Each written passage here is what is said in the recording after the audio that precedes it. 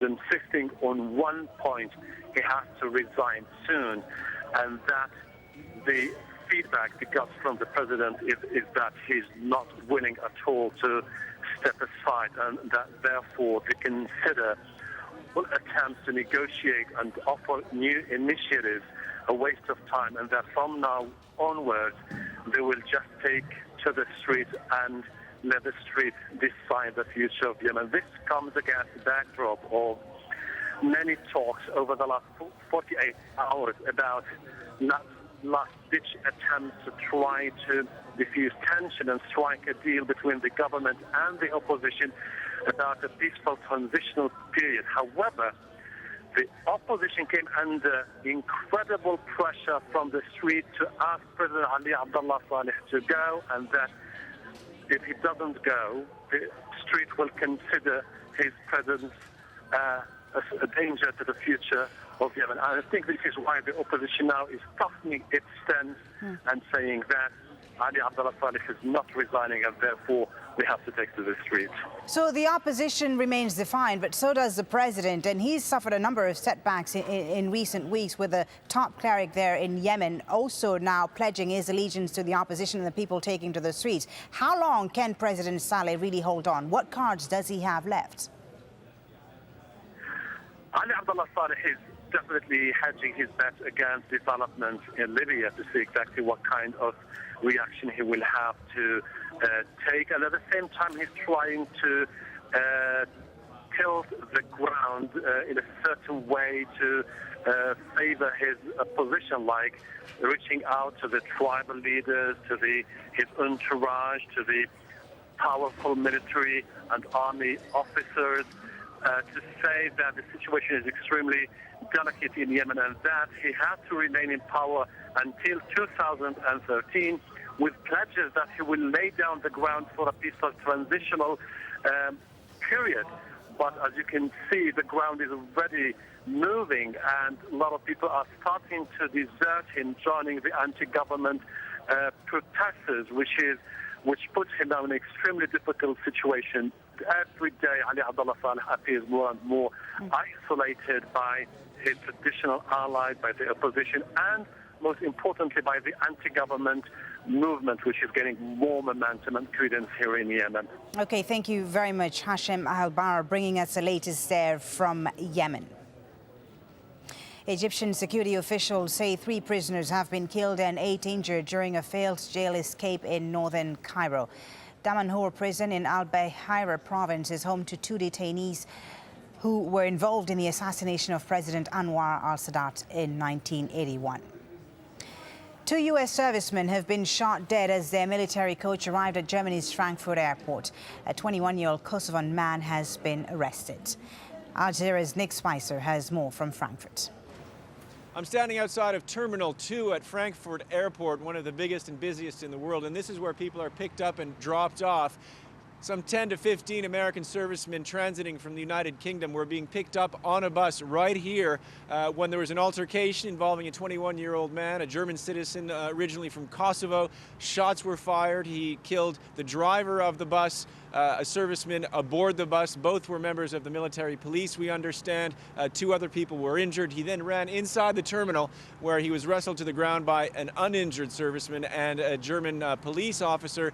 German authorities won't speculate as to motive, even though American authorities are suggesting there may be some kind of religious motivation. Some reports say that the man cried out, "God is great," before firing. The German Chancellor Angela Merkel has said she was deeply saddened by what took place and that everything would be done to find out what was behind it.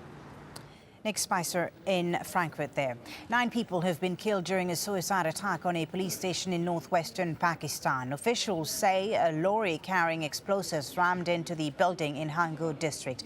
30 other people were wounded. Meanwhile, in Lahore, a judge has ruled that a CIA contractor accused of killing 2 Pakistanis will not enjoy diplomatic immunity. Raymond Davis maintains he acted in self-defense. The case has strained relations between the U.S. and Pakistan and inflamed anti-American sentiment there. Nobel Peace Prize winner Mohammed Yunus has begun his fight against his sacking as head of the Grameen Bank. He was fired by Bangladesh's central bank on Wednesday. It says he violated the country's retirement laws. The microfinancier has filed a writ with Bangladesh's High Court challenging his removal. The head of New Zealand's Civil Defence Authority says there's no hope of finding anyone else alive after last week's earthquake that devastated the city of Christchurch. More than 200 people are still missing. 161 bodies have been recovered but haven't been able to be identified because of their extensive injuries. Operations will now focus on recovering the dead. Now, it's less than 6 months to the Rugby World Cup in New Zealand, but questions are now being raised over Christchurch's ability to host any matches. Andrew Thomas finds out whether the players themselves are prepared for the competition. Training, but with a difference. For the Crusaders, New Zealand's most successful ever Super Rugby team, these are unusual times. This a borrowed pitch, 30 kilometres from their normal home. That is in Christchurch. The team was showering after training here as the ground shook. They scattered, rushing home to check on family and friends. A member of the team's board died when this office block collapsed. Players and coaches were unharmed, but not their facilities. Potentially unsafe, the Crusaders' home stadium. It has yet to be checked for structural damage. Out of respect, last Saturday's away game was abandoned, but this Friday's home fixture can't be missed. Their opponents, Australia's Waratahs, the team currently topping the league. That match will go ahead, but in Nelson, 400 kilometres from Christchurch. It'll be an emotionally charged night. You know, emotion is both a good thing and bad thing. You know, we've got to be really clear that we firmly get our minds back on rugby and try to, you know, put that emotion to the side and really refocus on making sure that rugby is our priority. Christchurch's earthquake has big implications too for this September's Rugby World Cup. Key matches for that are due to be played at the Crusaders Stadium too, which, even as we filmed it, was hit by another aftershock. The stadium is quite modern. Engineers expect to find it structurally sound. But there are wider questions. Can a city devastated by an earthquake possibly host a major sports event just 6 months later?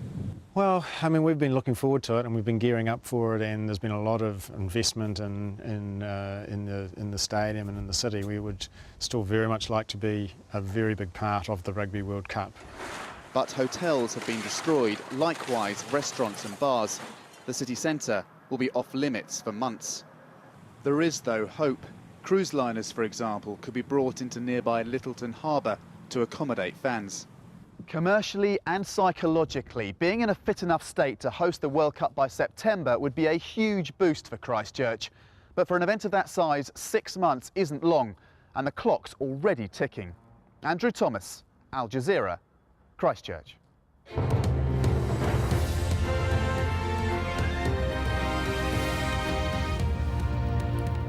The main headlines on Al Jazeera. 3 Dutch Marines have been captured by pro-Gaddafi forces in Libya. They had gone ashore at the coastal city of Sirte trying to rescue 2 Europeans. There are reports of renewed airstrikes on the rebel-held town